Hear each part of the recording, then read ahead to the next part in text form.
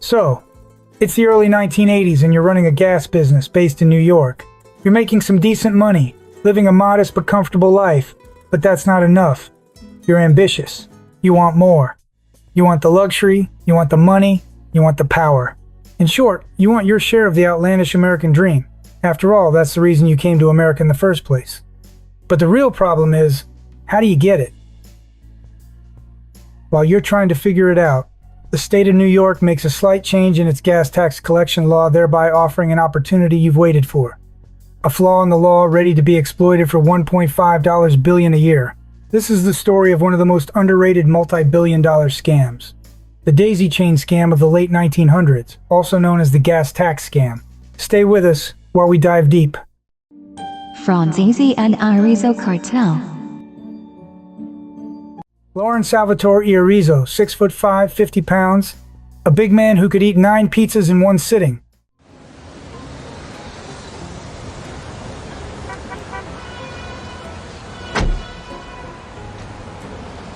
I think it's time for you to start to seriously consider salads. What do you mean? What do I mean? I mean, get off my car before you flip it over, you fat f***. Now, before you laugh about his weight, let me tell you a few things. Peter Chiodo, former Lucchese family captain, weighed around 450 pounds, was shot 12 times in his arms, legs, and torso, but survived. According to the doctor, it was his massive body that shielded him. None of the bullets hit a vital organ or artery. If 450 pounds gives you armor against 12 bullets, how many bullets will 550 pounds stop? We'll leave that to you. Aside from his size and eating habits, Iorizzo was considered a financial genius, one of the most brilliant white-collar criminals. And it's not just me saying it. Dallas Prime Chief for the IRS, Agent Martin J. Shale, described Iorizzo as one of the most cunning con men law enforcement has ever met. Iorizzo owned and operated a petroleum company in New York, and he was one of the first to figure out this scam. He was running a decent independent business, making millions until some thugs began shaking him down. He wasn't a tough guy himself, so he needed protection. He couldn't just go to the cops that would have killed the goose that laid the golden eggs. So Iorizzo had to find another option. And you guessed it, the Mafia. They were the industrial leaders in providing protection for people like Iorizzo in exchange for a cut of their profits. Iorizzo found he had few options. He contacted Michael Franzese, former Colombo family captain. For those who don't know him, we will link his YouTube channel and his books in the description. So Iorizzo got the protection he needed. But now he had a new business partner, the Colombo Mafia family, especially Michael Franzese. Russian cartel. Michael Markowitz was born in 1946 in Bucharest. His family had a large textile factory until communist takeover. Hungry, educated, ambitious, he moved to Israel, got degrees in math, science, and engineering, did his army stint, married a big blonde sergeant named Lee Ziegelbaum, had 2 kids, but Israel was too small for his ambition. In spring 1979, he moved to the U.S. He was a Romanian-educated man with grand plans, the Jewish Scarface. He was a criminal visionary. He created the taxometer at the heart of a municipal corruption scandal. Classic immigrant story. Started with nothing, and in less than 10 years, he and his partners amassed $30 million in real estate, including 200 gas stations, 5 condos, and Trump Tower. He stashed another $20 million in Swiss bank accounts. In 1 year, his cartel grossed more than $1 billion. If he'd used his talents legally, he would have been enormously successful. Enter David Bogatin, born June 2, 1945, in Saratov, Soviet Union, whose grandfather was imprisoned in 1937 for refusing to abandon religious teachings.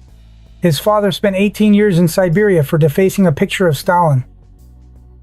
Bogatin served 3 years in the Soviet Army, spent 1966 as a military advisor in North Vietnam.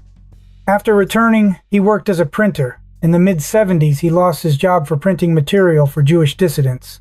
His brother Yakov recalled how their father secretly supplied milk to his children from his meager rations, and the guards destroyed the cans out of spite. This was Stalin's world. In 1977, Bogatin immigrated to the U.S., arriving in New York with just $3 in his pocket and an uncle's address. The next day, he worked in a factory, lived in Howard Beach, far from the Russian community in Brighton Beach. To make a new life, he had to become American. He saved enough paint to buy a Buick LeSabre, $700, $750. That car led to a private cab service. That led to a gas station. In little more than 3 years, he moved into fuel distribution and into collaboration with Iorizzo. Through Markowitz and then Bogatin, Iorizzo ended up partnering with them and the Colombo family's operation.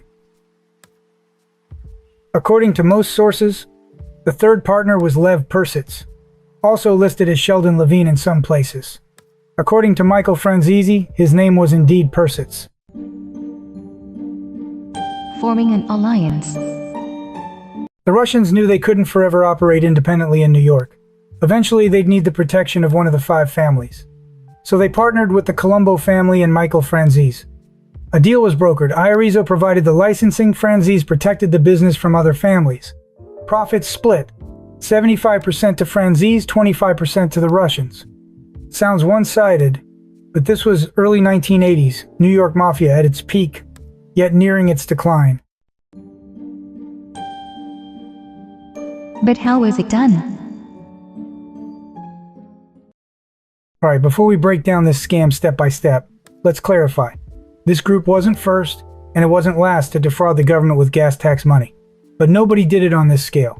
Prior to 1982 in New York, the gas tax collection was on individual retailers. Many would skip payment, declare bankruptcy, change names.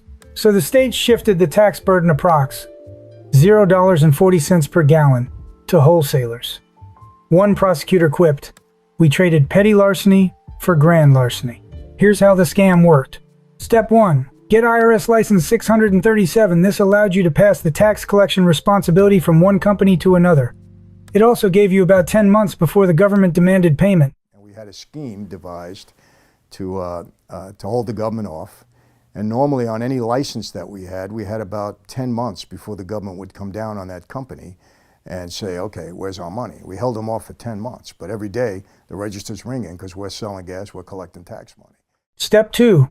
Create fake companies existing only on paper. Step 3. Fake transactions. Company A sells to B, B to C, etc., passing tax liability until Company N. Real fuel delivery goes to Company C, but tax records show the chain from A to B. Step 4. Secretly move the gas from your terminals to your own marked companies. The final company sells the gas, but doesn't pay the tax. When the government comes calling, the paper trail ends with a bankrupt front company or a shell entity owned by an immigrant who's vanished. They used up to 37 companies in the Daisy chain. At its height, over 8 years, they ran 350 gas stations. 18 wholesale tax license companies sold 500 million gallons a month. Monthly stolen taxes ranged from $60, $100 million. They expanded into New Jersey, Florida, and beyond. Franzese and Iorizzo had jets, helicopters, boats, a $350,000 RV.